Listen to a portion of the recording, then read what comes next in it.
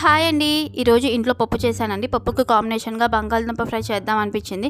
నేను చేసే రెగ్యులర్ ప్రాసెస్‌లో కాకుండా కొత్తగా ట్రై చేద్దామని ఇలా ట్రై చేశానండి. ఒక ప్యాన్‌లో 2 స్పూన్ల నూనె వేసుకొని, నూనె వేడెక్కినాక మనం కట్ చేసుకున్న బంగాళదుంప ముక్కల్ని వేసుకొని బాగా ఫ్రై చేసుకోవాలండి. బాగా వేగాలి, ముక్క అనేది బాగా మెత్తబడాలి.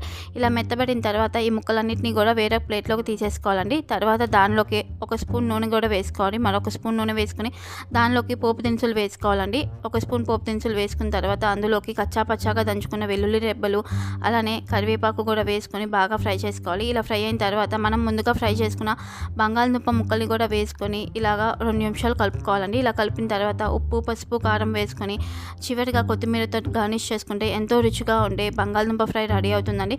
ఇది అచ్చంగా మనకి చాలా క్రంచీగా భోజనాల్లో దొరికే విధంగానే ఉంటుందండి. ఇంతవరకు నేను పొరపాటు పడ్డాను.